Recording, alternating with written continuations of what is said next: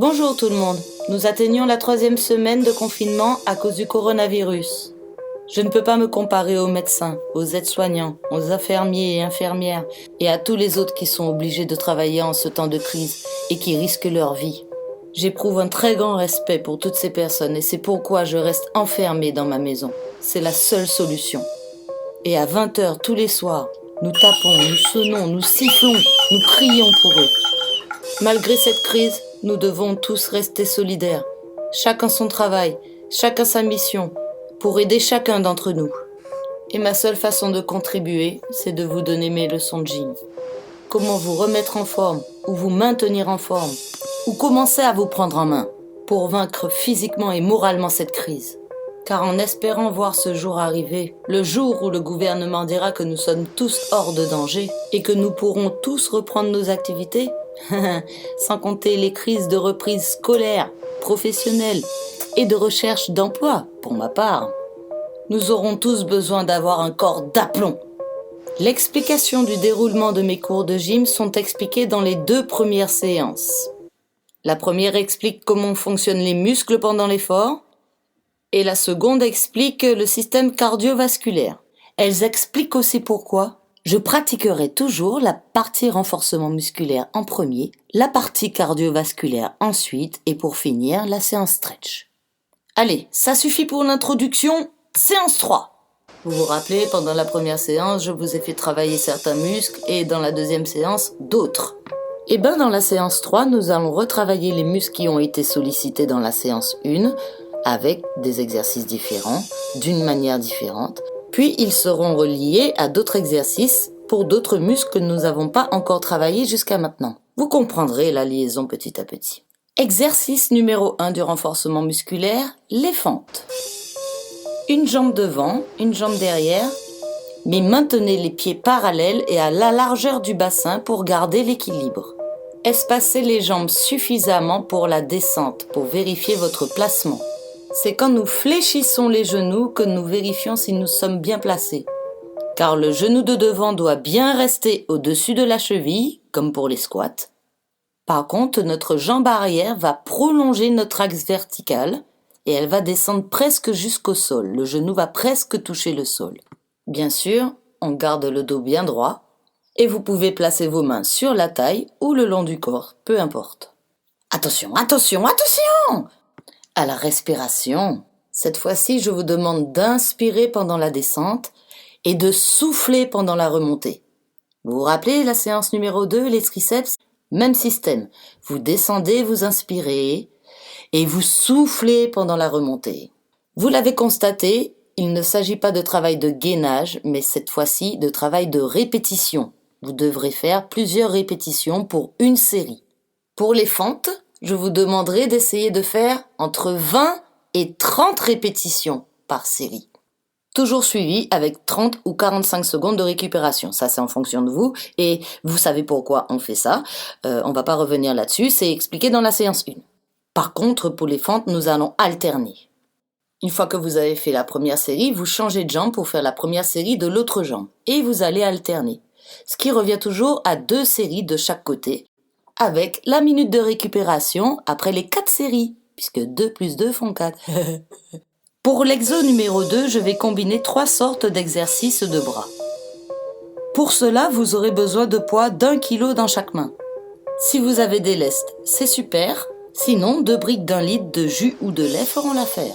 Vous en tenez une dans chaque main, vous placez bien vos pieds un peu plus larges que le bassin, vous fléchissez les genoux, vous rentrez les fesses comme d'habitude. Comme ça, le corps est fixe. Je vous demanderai en premier de lever les bras à la seconde, ce qui travaille les épaules, plus spécifiquement les deltoïdes. Vous allez redescendre et la deuxième remontée sera devant. Que ce soit à la seconde ou devant, je vous demanderai de fléchir légèrement les coudes. Surtout, ne tendez pas les bras à fond, de façon à protéger vos coudes. Aussi, gardez bien les épaules en bas, ne montez pas les épaules pendant l'exécution. La 3e remontée sera un fléchissement des coudes pour travailler les biceps. Pour celui-ci, on garde bien les coudes collés à la taille. Remarque, pour ceux qui ont un problème au niveau des épaules, je veux dire par là, par exemple, pour quelqu'un qui s'est blessé et qui a maintenant une période de rééducation à faire. Je vous demanderai de ne pas utiliser de poids pour l'instant et surtout de bien faire attention à l'exécution et à votre articulation. Ce qui fait première montée à la seconde, deuxième montée devant et troisième montée biceps. Et on recommence. Seconde, devant, biceps. Je vous demanderai à chaque fois, pour chaque exécution, de souffler pendant l'effort. Donc, souffler pendant la montée. Donc, seconde, tu montes, tu souffles. Tu inspires. Devant, tu souffles. Tu inspires. Biceps, tu souffles. Tu inspires. Les 3 combinés font une répétition et je vous demande d'en faire 20 ou 30 en fonction de vos capacités, évidemment. Pour ceux qui font 20 répétitions, ils ont droit à 30 secondes de récupération entre chaque série. Et pour ceux qui font 30 répétitions, ils en ont droit à 45. Et bien sûr, 1 minute de récupération après les 3 séries. Exercice suivant, les abdominaux. C'est comme la séance 1, le même placement et la même montée, le même style, le même principe. Sauf que cette fois, nous allons faire des répétitions et pas rester en haut. Alors, je tiens à préciser, pour ceux qui ne sont pas à l'aise avec les jambes tendues, avoir les genoux fléchis, les pieds au sol permettent de plaquer le dos, ce qui peut éviter certaines douleurs pour ceux qui ne sont pas habitués. Personnellement, je dis que c'est un côté négatif. Il faut savoir travailler le dos aussi, puisque fléchir les genoux provoque forcément le fléchissement des psoas-iliaques. Et comme les abdominaux partent du sternum et arrivent jusqu'au pubis, pour vous expliquer simplement, la partie abdominale entre votre nombril et votre partie génitale sera moins travaillée pendant l'effort. Ben oui, parce que le fléchissement des jambes arrondit déjà. Et comment travailler les abdos? C'est en arrondissant, en faisant l'enroulement de la colonne vertébrale. En tout cas, je tenais à le préciser pour ceux qui souffrent du dos pendant l'effort ou pour ceux qui ont des problèmes lombaires. On ne sait jamais. Comme ça, vous êtes plus à l'aise pour faire cet exercice. Je tiens à préciser également pour ceux qui ont des problèmes de nuque pendant cet exercice.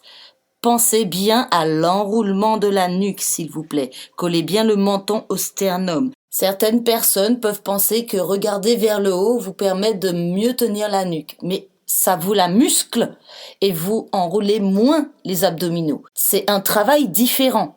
Donc, je tiens à préciser, je préfère l'enroulement de la nuque et ça vous protège mieux et vous travaillez mieux les abdos. Voilà, je tenais à préciser ça pour certaines personnes.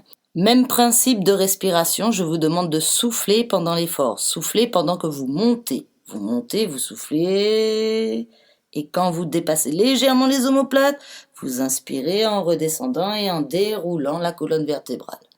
Ok ? Bien, on essaye de faire 20 à 30 répétitions, ce serait super comme ça. Chaque personne a son rythme de montée, chaque personne a son rythme respiratoire, on est bien d'accord. Ce n'est pas une compétition, on ne se chronomètre pas le nombre de répétitions qu'on fait en certaines secondes. Non, on le fait bien comme il faut.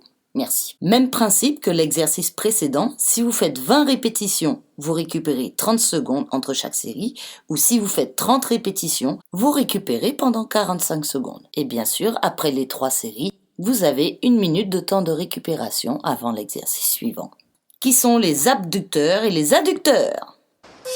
Vous vous allongez au sol sur votre dos, vous allongez les bras le long du corps, et vous montez les pieds face au ciel ou face à votre plafond.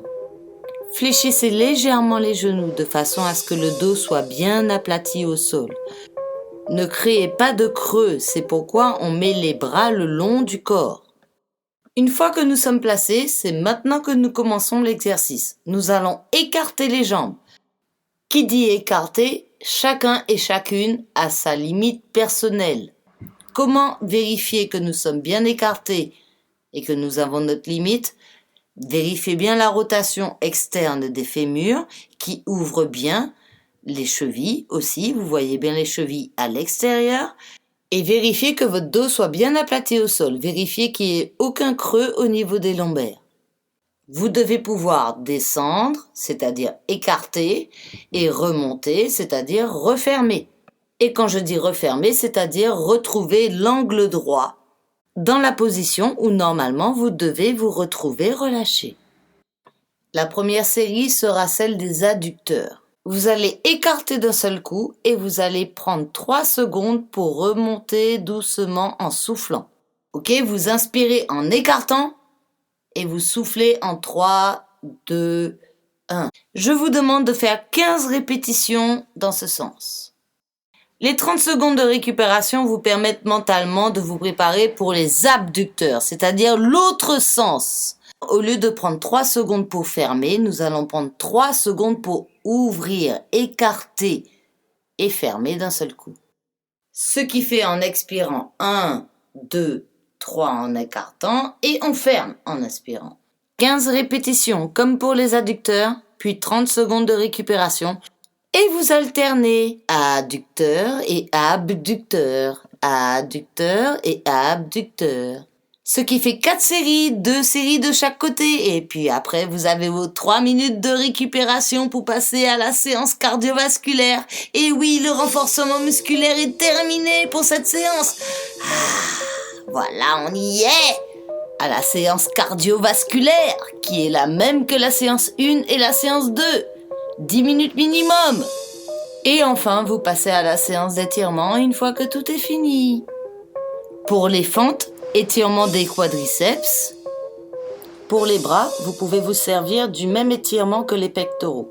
C'est là que vous constatez que cette position de stretch étire également les deltoïdes et les biceps. Pour les abdominaux, vous vous allongez sur le dos comme si vous étiez dans votre lit et vous vous étirez, vous attrapez les bras derrière la tête si vous pouvez. C'est pour ceux qui n'ont pas de problème d'épaule évidemment, sinon vous mettez les bras en croix et vous montez les épaules le plus possible et vous étirez en même temps les pieds de l'autre côté à l'extrémité. C'est comme si 2 personnes vous tenaient de chaque côté, une au niveau de la tête, une au niveau des pieds et vous étirez comme ça, là, comme un élastique. Ça fait du bien. Vous pouvez aussi poser les pieds au sol, les genoux pliés et décoller le bassin pour pouvoir étirer le dos, qui étire en même temps, qui allonge les abdominaux également. Ensuite, vous enchaînez avec l'étirement des adducteurs. Pour cela, vous écartez les jambes. Vous êtes déjà allongé sur le dos. Vous levez les jambes vers le haut et puis on va les écarter. Vous allez attraper vos jambes au-dessus des genoux avec vos mains. Cherchez la limite de votre écart et surtout cherchez à être à l'aise. Votre dos doit être plaqué contre le sol, histoire de ne pas avoir de problème lombaire. Et surtout, vous devez être détendu, vous devez être complètement relâché.